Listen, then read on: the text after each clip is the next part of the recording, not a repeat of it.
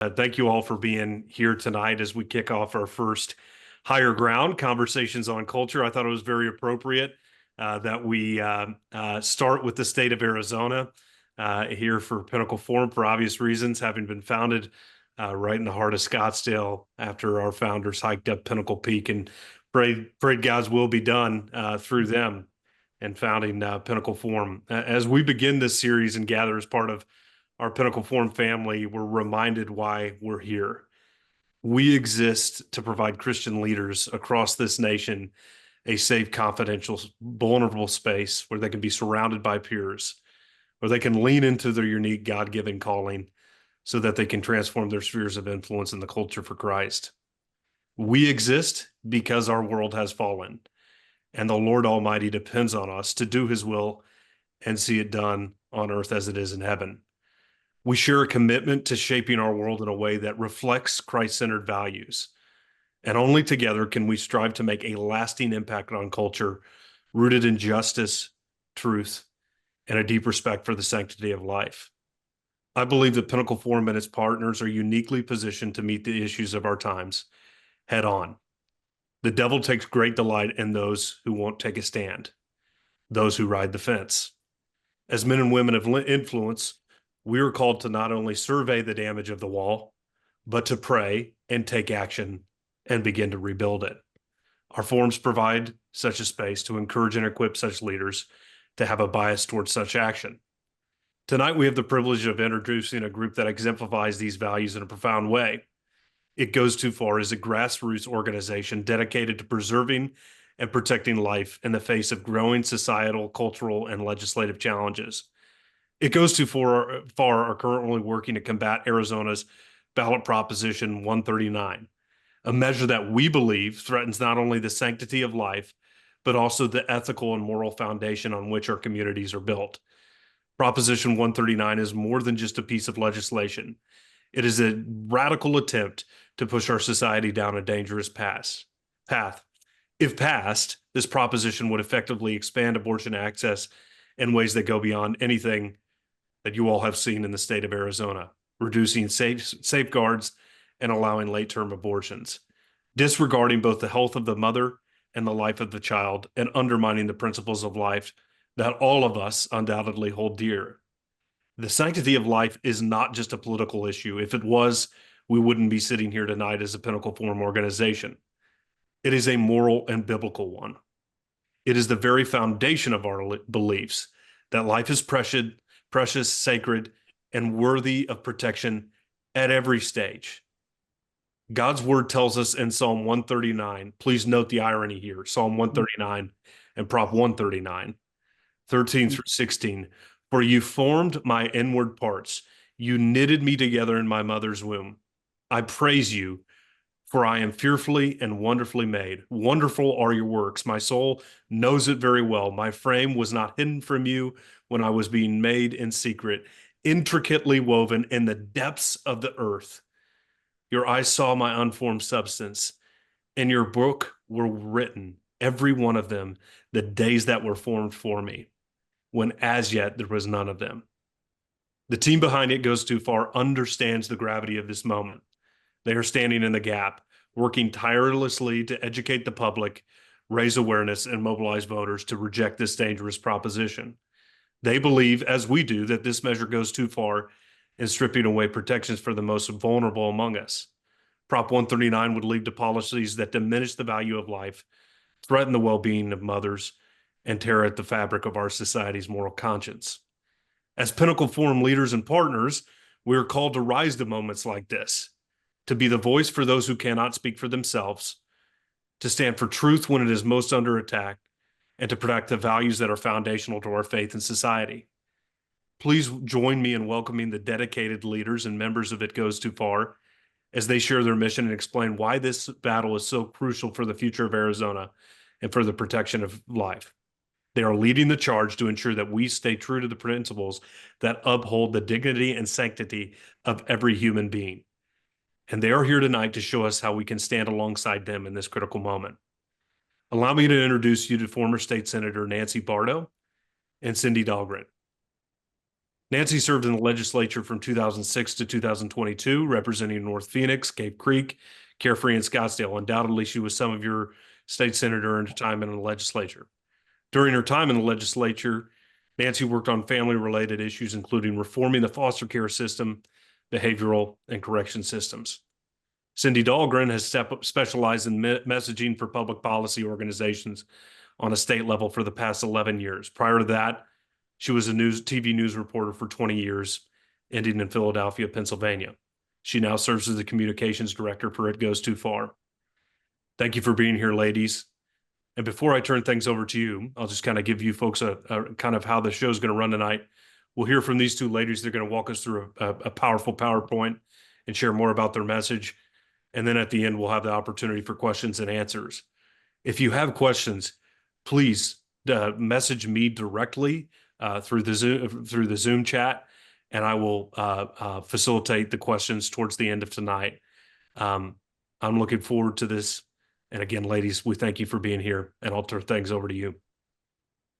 Thank you so much, Connor. It really is a privilege to be here tonight with you. Thank you so much for your interest in Prop 139. It is a critical proposition that voters will be facing in November. It's also not at all what you have probably been hearing in the news and from proponents. It goes much further. So Prop 139 is pretty radical. It's a pretty radical abortion amendment to the state constitution.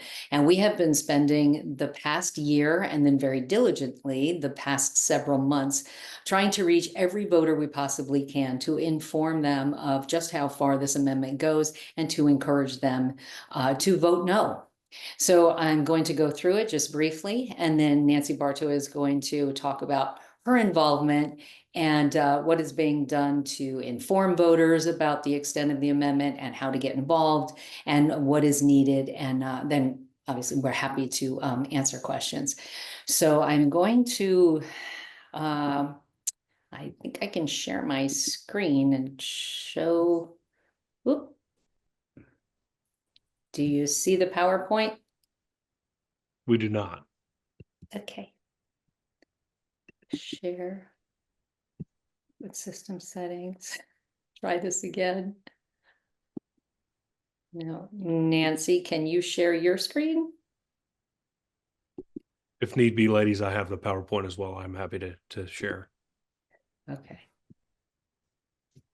Nancy, can you bring it up, or shall we go ahead and have Connor do that? Let's see.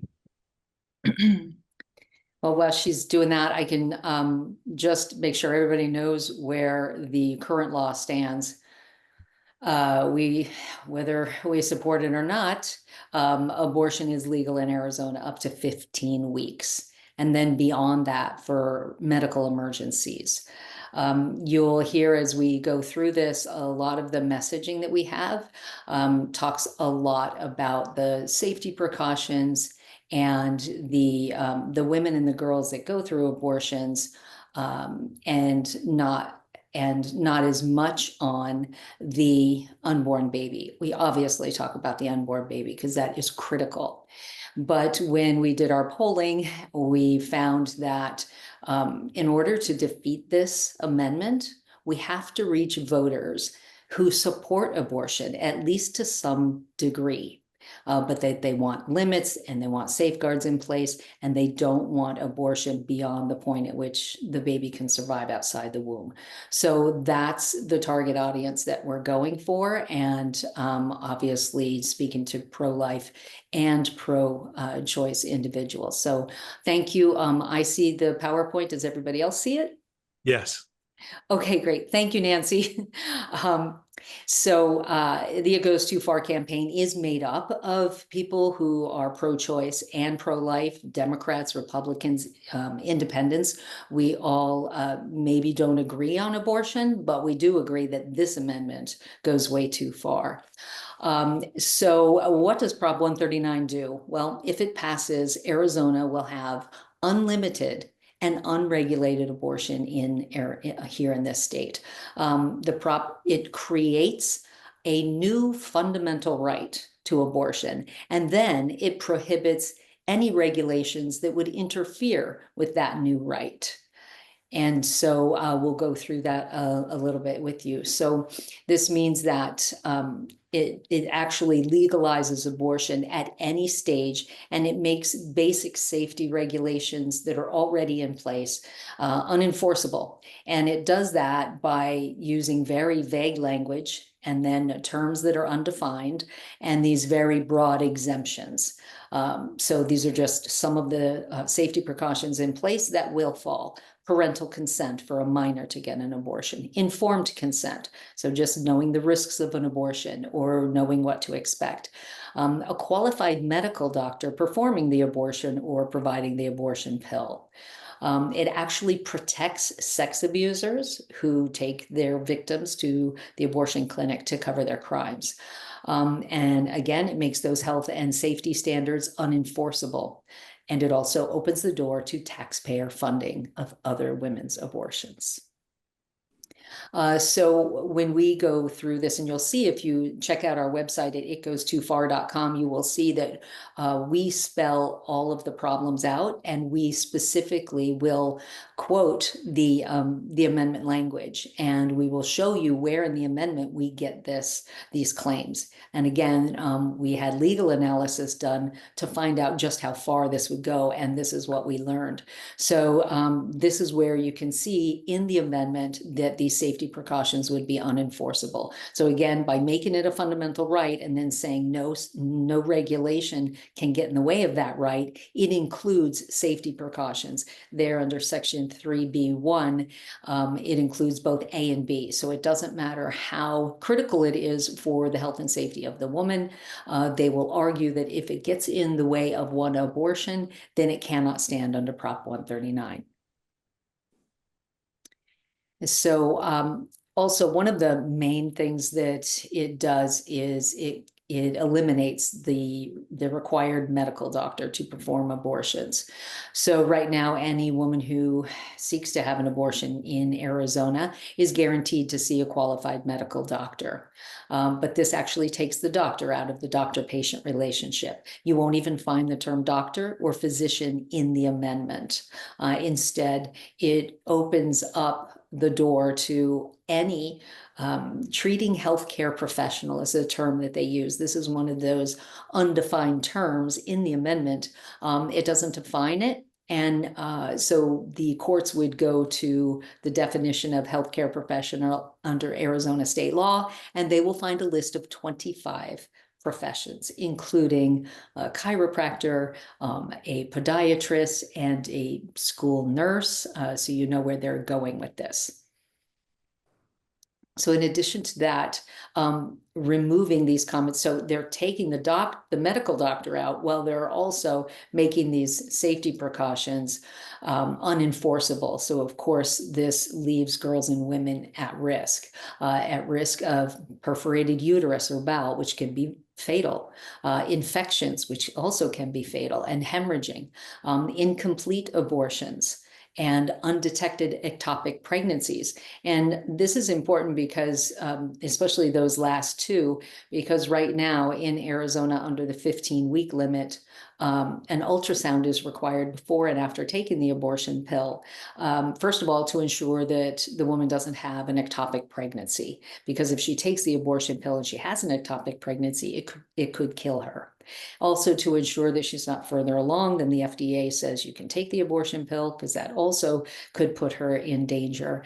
And then after taking the abortion pill, to ensure that it's complete and there are no remains still in her uterus to cause an infection.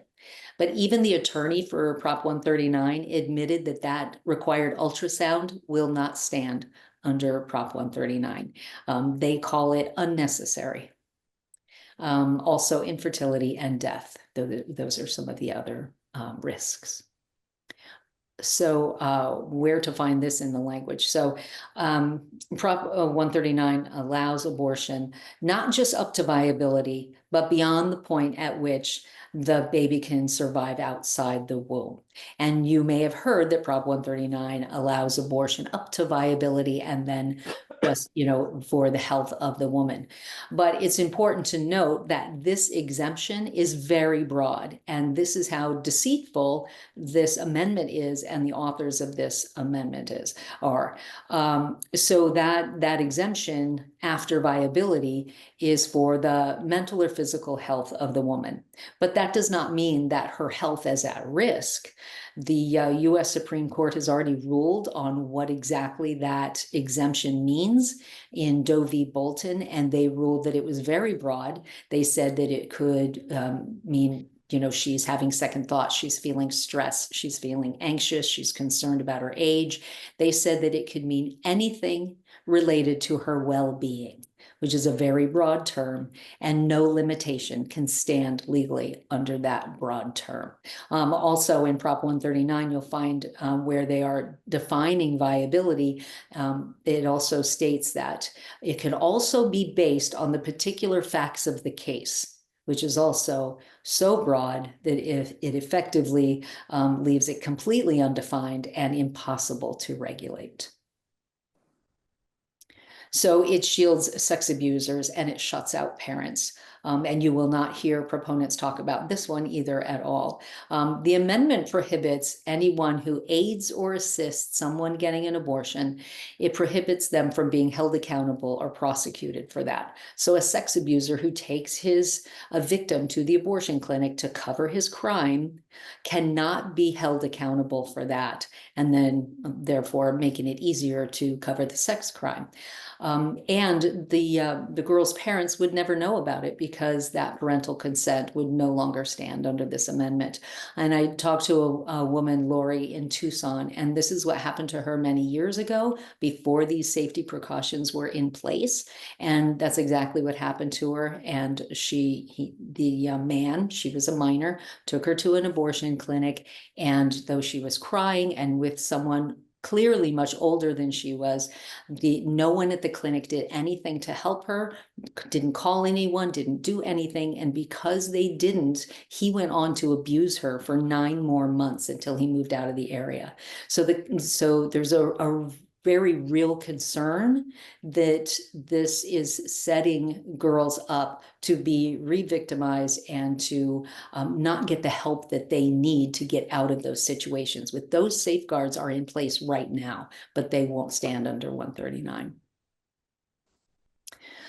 So again, why we're talking about girls and women and their health and safety, as opposed to focusing specifically and solely on the sanctity of human life and the unborn child, is not because that's not important. It is gravely important, especially in this amendment where it allows abortion late into the pregnancy for virtually any reason. But we have done a lot of polling on this. We did 2 sets of polling on this last fall, and then in the spring we did a couple of focus groups, actually a couple of sets of focus groups, and really got a lot of feedback on what that particular audience that we are targeting, those who support abortion but want limits, what resonates with them. So that's what we're talking to voters about, because our goal is to defeat this amendment. So we're educating voters to change their minds. We're reaching those and reaching out to all voters, pro-life, pro-choice, regardless of where they stand on abortion. And the good news is that a recent poll, it wasn't our poll, this is an outside poll, found that 90% of Arizona voters support limits on abortion at 15 weeks or earlier. Half of those 90% want it much earlier.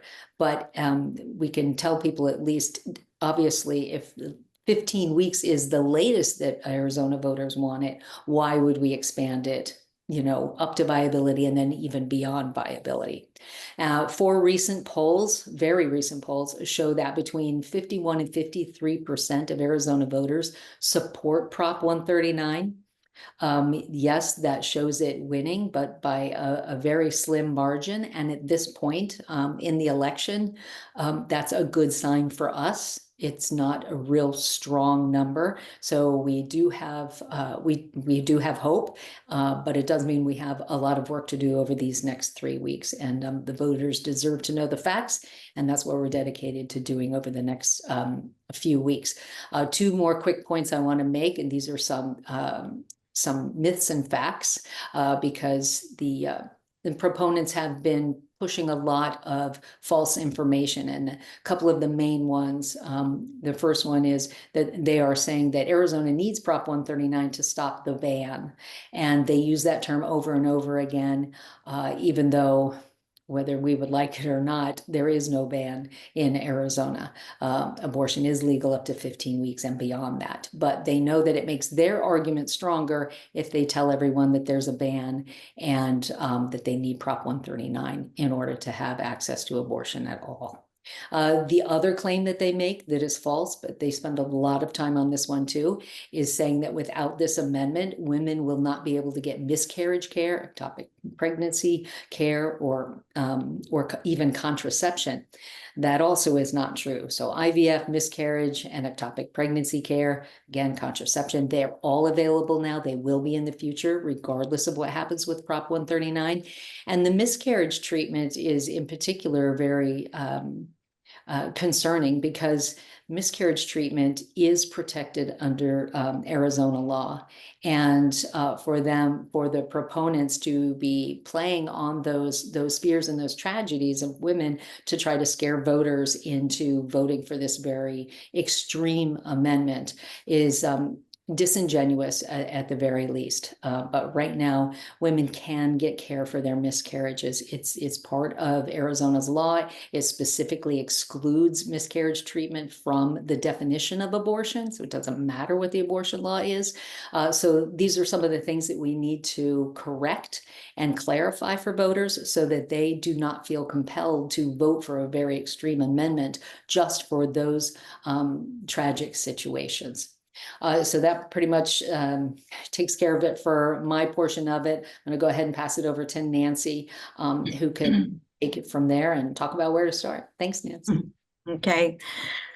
Thanks. As you can tell, this amendment is very complicated, and it's much more detailed than what proponents want to talk about, because they want to simplify this as a pro-life, pro-choice, binary choice.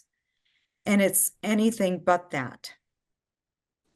And so what we're trying to do is really, like Cindy said, inform people about what it is. We're going across the state and going through this with any group we possibly can, and watching their eyes open because they're being told that it just gives people access to abortion in Arizona because they don't have it. Nothing could be further from the truth. And so when they find that out, they say, what do we do? Where do we start?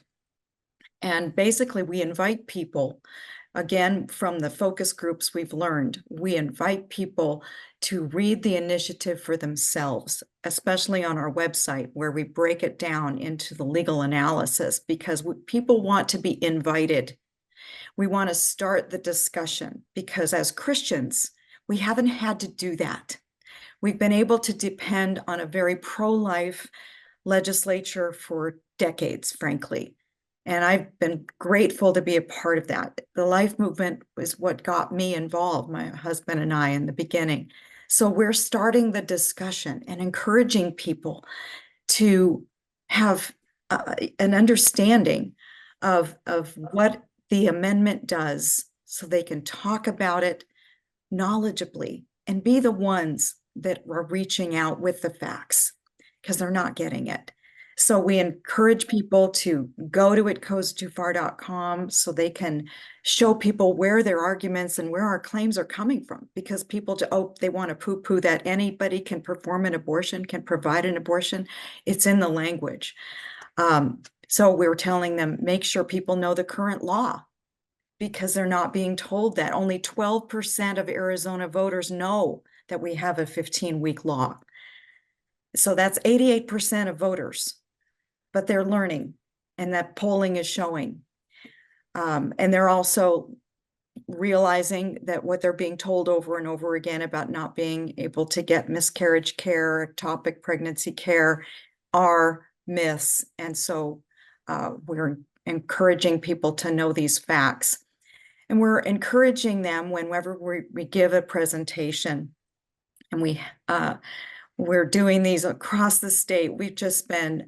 It's been incredible to see the open doors we've had. We inform people about the campaign, the latest arguments, and the opportunities to help, and so that they can get comfortable with the facts about Prop 139 and how to communicate them with this message.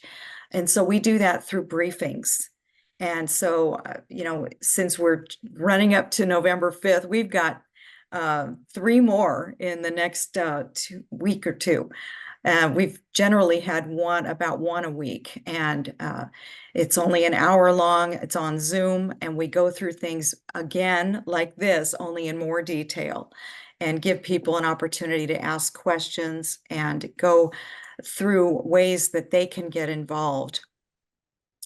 Like this, like what we've been doing, and they have been getting involved through outreach efforts throughout the state. Lately, our focus has been on hosting a neighborhood coffee about Prop 139, inviting their friends over, kind of like having a candidate event in their home, and we help them do that. We've been going out into the public for all kinds of events like state fair, concerts, Diamondbacks games, and really training people to take our materials and hand them out and engage with the public at this point in time, just to be promoting and making sure that we're hitting all the bases we possibly can with the number of volunteers that we have, because frankly, a lot of people care about this issue and they want to be doing something. So it's been exciting to be able to get them involved. Right now, we're training people on an iPhone program called i360, and having them go out and door knock and call on the phone targeted voters that are susceptible to voting yes on this. And they're turning people's minds just by engaging them and giving them the facts. And then we're encouraging yard signs. We've spent like $23,000 over the last month on yard signs. It's a huge part of what we're doing. What we've been doing also is engaging people where they're at with the coalitions that we have, the medical people. We've started an Arizona Physicians Against Prop 139, and that melded with a declaration that doctors wrote from a medical perspective on why they oppose Prop 139, and that's on our website, so healthcare professionals can sign that, what healthcare experts say. So we're encouraging healthcare professionals, not just doctors, but obviously doctors and nurses as well, to join the coalition so we can amplify their voices. And they're putting out a weekly email asking them to share with other physicians, doing editorials and interviews. We're reaching out to the Hispanic community in a big way. This is something that sets Arizona apart and gives us a leg up in winning, as opposed to other states that have lost in the past. We've got our website up, It Goes Too Far, in Spanish. And a lot of our videos are translated in Spanish as well. So we're encouraging people to also interface and share the messages and our pamphlets with groups that they're a part of, or just their family and friends and neighbors, coworkers, and their church. We'll get into that in a minute, but on social media as well, we train them how to be effective on social media. Getting back to the healthcare professionals, here's a screenshot of the tab, what health experts say. So you can find that and they can sign up right there on the website and share that. It's a really well done declaration because, you know, the industry, the medical industry is all in on abortion. They have been for decades. But there's a significant number of pro-life healthcare professionals whose voices have really not been heard. They need to start speaking up. And so we're really encouraging that. And APLOG has been a big part of encouraging that across the nation. And they're working specifically with Arizona. Churches have been one of our biggest targets to make sure that they are really understanding what Prop 139 is and how important pastors' voices are in this issue. Like you said, Connor, at the beginning, it's not a political issue. This is a spiritual issue. It just happens to be on the ballot. And so one of the things that we learned from debriefing other states' losses in terms of especially Ohio, last November was that their churches got involved, but they got involved too late.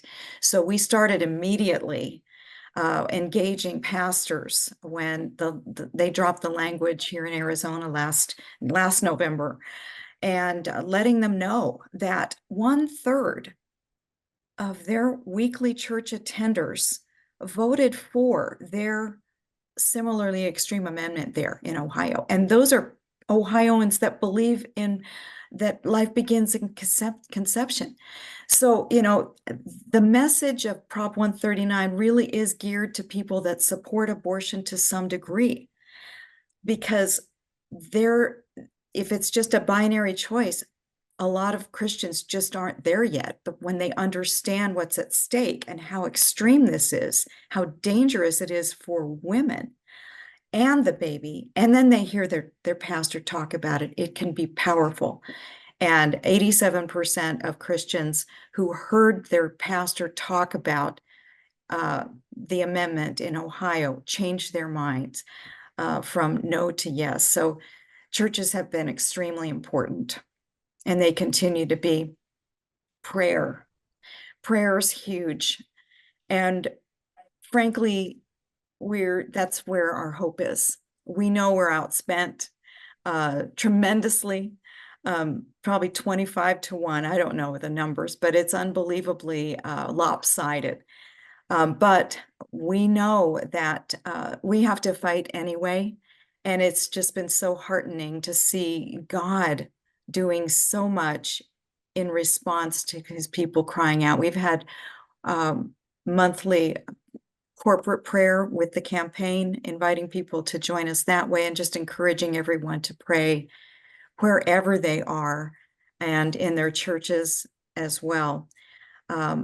There's a lot more to say on the church front, but I think we will kind of leave it there. And oh wait, I had one more slide here. We encourage people to go to the website and look at our pamphlets and hand these out. This is the blue is a palm card that we put together that it's updated as a result of our latest polling and focus groups, because we started out with a lot of bullet points in our palm cards and handouts at the beginning of the campaign, and people responded. They wanted more information right up front. They didn't want to dig for it. And so they wanted to know where we get our information and why we make these claims. So we start putting more information right on the handouts we use in churches and door to door. And this is our main one that we hand out. We also have other ones, but this one just has the main points on it. And it talks about how 90% of voters support limits, and this just gets rid of all of them. And most people agree. It kind of breaks down the barrier, that the fear of, talking with people, knowing that 90% of people are going to agree with you that, we've got 15 weeks. This goes way beyond that, and just speaking the truth. So we really relish the opportunity to involve you, to answer questions, to get you involved, because this is winnable. It's winnable. And it's been, I think for me personally, it's just been an incredible opportunity to tell my story from a perspective coming from the legislature, because we worked hard over these last few decades as a pro-life legislature under pro-life governors to pass these protections over the decades. And states have had that opportunity to do that, to put in parental consent, informed consent, banning late-term abortion and painful partial birth abortion, banning taxpayers' funding for abortion, protecting healthcare workers' conscience rights. And with this, I always try and tell people, with an amendment like this that so clearly puts the fundamental right to the abortion for the pregnant individual, the minor, over any of those other things, the opportunity to have the doctor, to have moms and dads involved, all of those will fall by the wayside, will fall and become unenforceable. And the legislature won't be able to fix those problems like they have been under Roe v. Wade when it was passed in 73. So it's a teaching moment to explain that coming from the legislature, because people are not being told this. They have no idea how dangerous this is going to be for women, obviously for the unborn, but that it does all of this. And so it's been a real privilege to work with so many across the state and really open people's eyes to this and see them get on board. And the prospect of winning is really right before us. So we encourage you to go to the website and to get involved. Thank you. Super. Well, thank you so much, ladies. We really appreciate that, and just the robustness of the presentation and everything you've had to share with us here tonight.